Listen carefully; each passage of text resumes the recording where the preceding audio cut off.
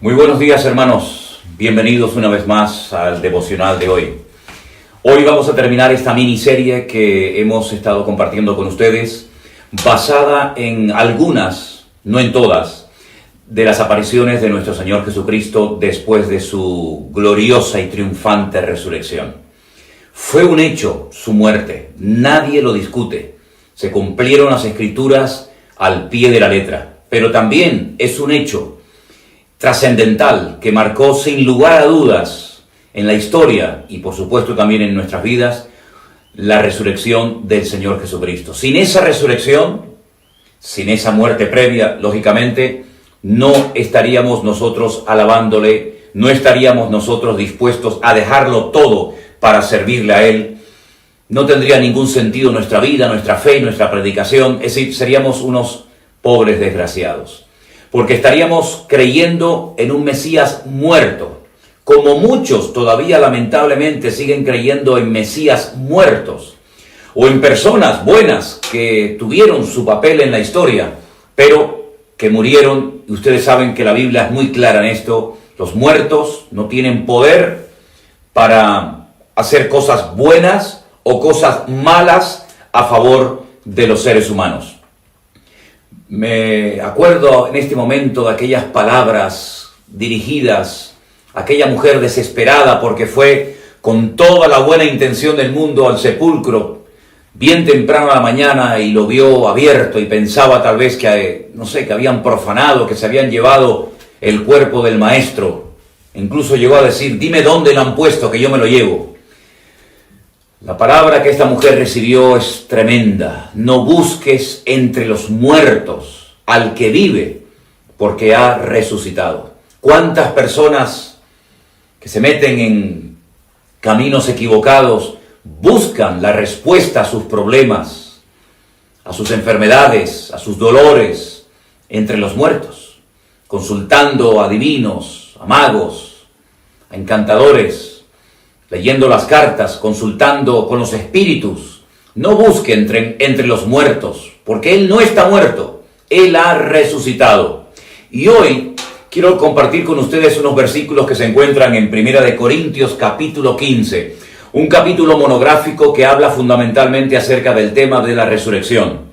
Y ahí encontramos una pequeña lista de algunas de las apariciones del Señor Jesucristo. Quiero leerles a partir del versículo 6.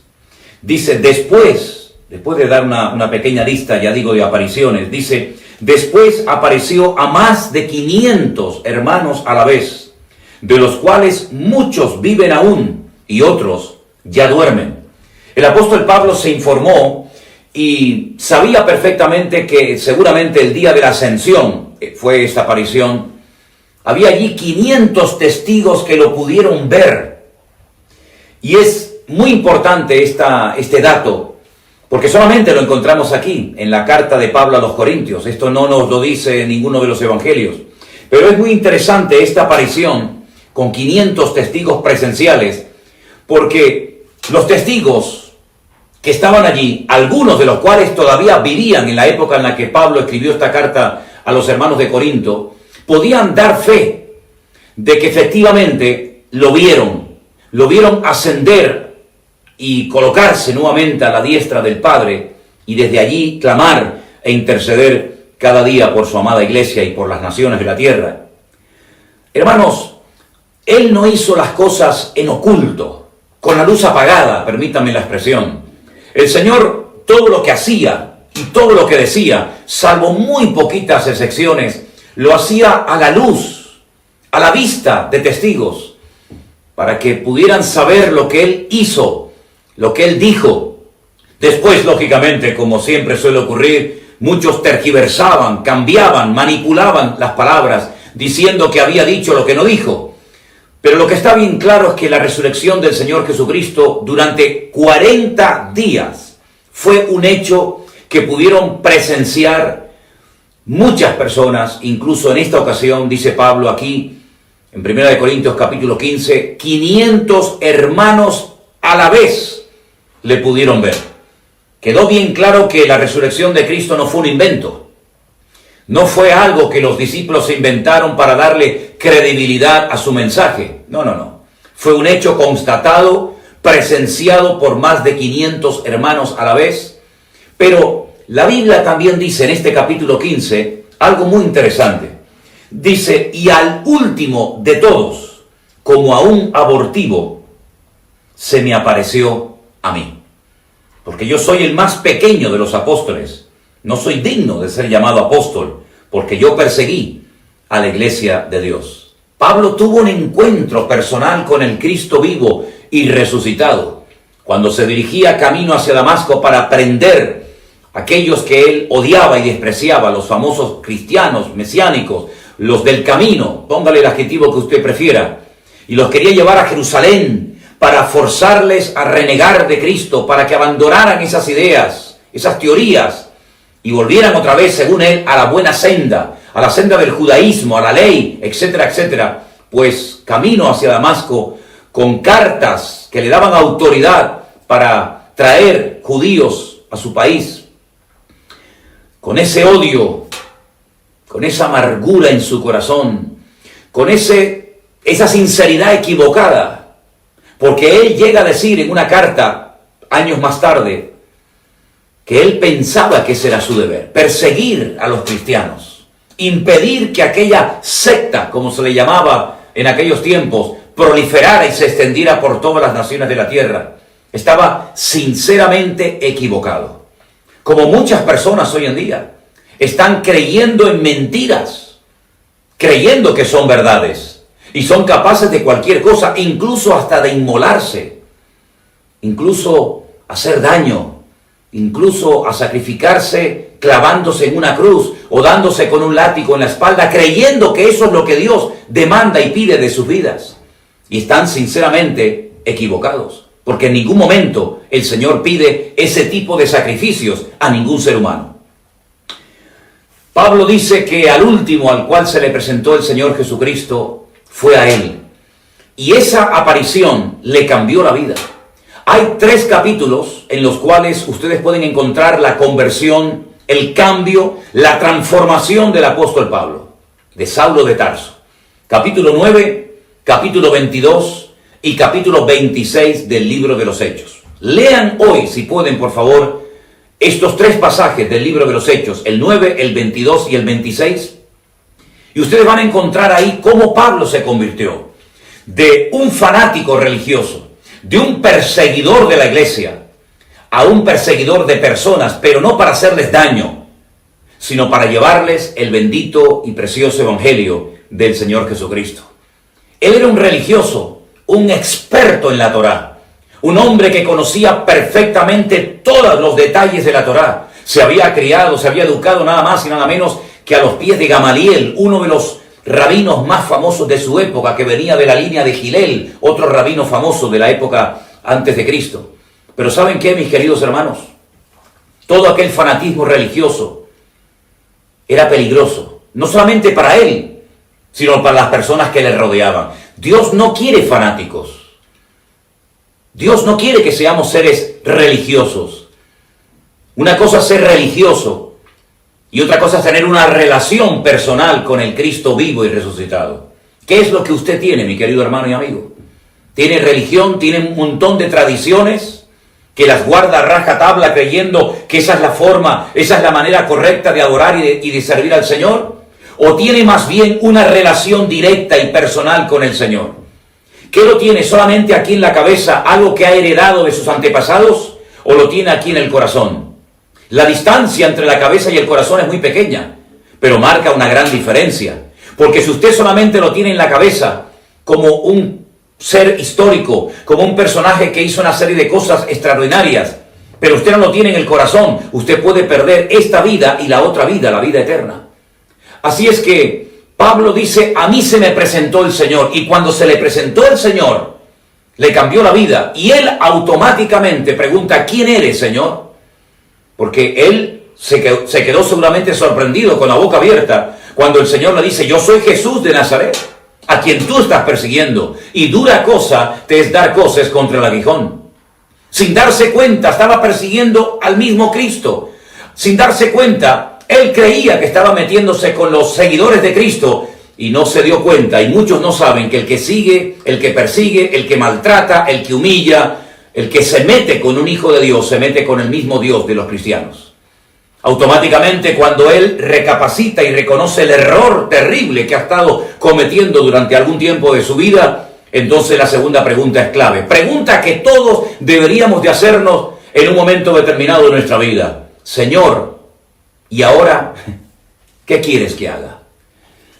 Muchos sabemos que el que cambió nuestra vida fue el Señor Jesucristo. No nos cabe la menor duda. No fue un pastor, no fue una iglesia.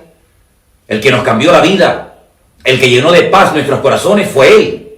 Podemos admirar, podemos querer a una persona que nos habló de Cristo, pero ahí está. Pero el que nos cambió la vida, el que nos lavó con su sangre, el que perdonó nuestros pecados, el que cambió nuestro lamento en baile fue el Señor Jesucristo, el Cristo vivo y resucitado, insisto. Pero mis queridos hermanos, lo que muchos no han hecho nunca es decirle, preguntarle a ese Cristo que ha cambiado sus vidas, y ahora, Señor, ¿qué hago con mi vida? Muchos hemos hecho esa pregunta y el Señor nos indicó muy clarísimamente lo que teníamos que hacer con nuestra vida desde el momento que nos convertimos hasta este momento. Pero muchos no se han atrevido a preguntarle al Señor, ¿cuál es tu voluntad para mi vida? A lo mejor por miedo. Porque tienen miedo de que el Señor les rompa los planes, de que el Señor les quite la agenda y tengan que subirse al carro de Él y no Él al carro tuyo. Tal vez por ignorancia, por desconocimiento, no lo sé.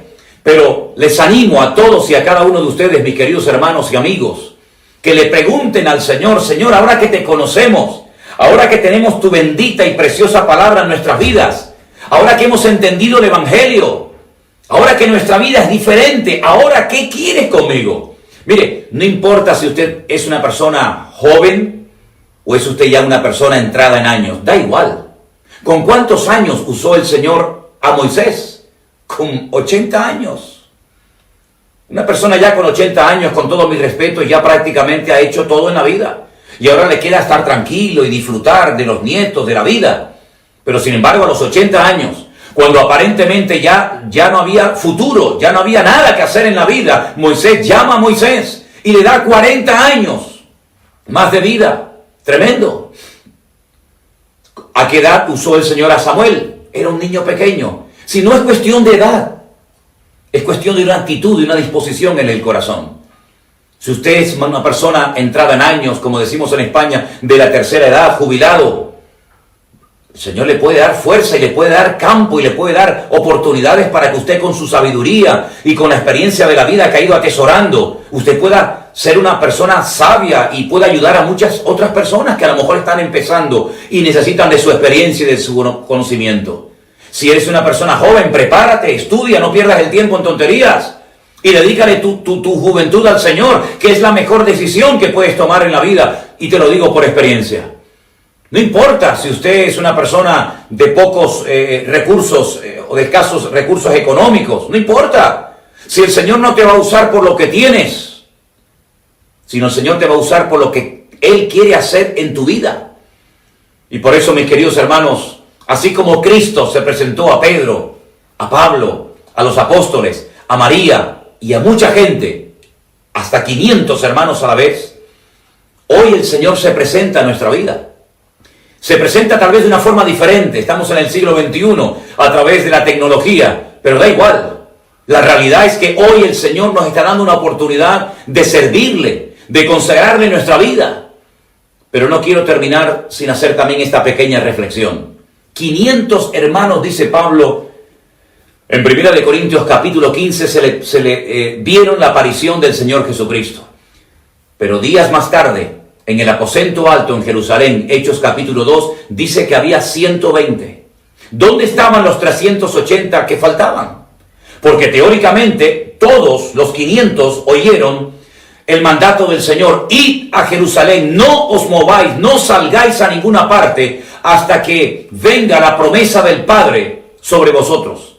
Seguramente muchos habrán ido, probablemente todos, pero tal vez se cansaron de esperar. Y de aquellos 500, encontramos en el día de Pentecostés un grupo de fieles que aprendieron a esperar un día y otro y otro y otro, 120. Seamos de los que aprenden a esperar. No seamos de los que tiramos la toalla antes de tiempo. De 500 a 120. La membresía perdió muchos de sus miembros durante este periodo corto de espera. La Biblia dice: encomienda al Señor tu camino, confía en Él y Él hará. Espera en el Señor, no te impacientes. Fíate del Señor de todo tu corazón, no te apoyes en tu propia prudencia. Estamos esperando muchas cosas de parte del Señor, pues sigamos esperando, seamos perseverantes, porque así como Él esperó hasta los 30 años para comenzar su ministerio, así como los discípulos tuvieron que esperar en Jerusalén hasta que fueron capacitados de una forma sobrenatural con aquella experiencia que sin lugar a dudas le transformó la vida. Iglesia amada, aprendamos a esperar con paciencia, con gozo, con alegría, sin quejas en nuestros corazones en este tiempo. Y cuando salgamos de nuestros confinamientos, saldremos fortalecidos, saldremos renovados, porque fíjense, el Pablo o el Saulo de Tarso que iba camino hacia Damasco fue completamente transformado y volvió con un amor, con una pasión por las almas perdidas extraordinaria. Así es que nosotros entramos a esta cuarentena, a este confinamiento de una manera, pero tendremos que salir más llenos, más transformados, más gozosos, con las ideas más claras y con unos objetivos claros y unas metas claras para alcanzar lo antes posible en nuestra vida. Que el Señor les bendiga ricamente. Mañana, sábado, descansamos. El próximo día de devocional será el día lunes. Pero hoy vamos a terminar, como siempre, este devocional orando, pidiéndole al Señor fortaleza y ánimo para seguir adelante en sus caminos, sabiendo en quién hemos creído y que Él está vivo y que Él quiere hacer grandes cosas en nuestras vidas. Padre Celestial, gracias te doy una mañana más por este privilegio que nos das de poder estar aquí con tantos y tantos hermanos que quieren empezar el día con tu bendición. Pedimos, Señor, que nos des un día de gloria, un día de triunfo, un día de victoria, un día en el que podamos sentirnos útiles por ti, Señor, que es la honra más grande que podemos tener, saber que nuestro Dios está usando nuestra vida a pesar de nuestras limitaciones, a pesar de nuestras imperfecciones. Tú nos amas tanto que te canalizas y hablas y ministras a las vidas a través de seres humanos, al fin y al cabo de barro. Te ruego, Señor, en el nombre de tu amado Hijo Jesús, que nos des un fin de semana precioso. Sorpréndenos, Señor. Aquí estamos dispuestos a usar nuestra vida en tu reino y en tu obra. Levanta el ánimo, fortalece a los caídos y danos, Señor, victoria sobre victoria, triunfo tras triunfo y bendición tras bendición. En el nombre de tu amado Hijo Jesús. Amén. Y amén. Gloria al Señor. Hermanos queridos, Dios les bendiga. Les mando un gran saludo desde el Centro Evangélico Vida Nueva, aquí en las Islas Canarias. Que Dios les bendiga y que el Señor nos sorprenda y nos use poderosamente en este día. Dios les bendiga.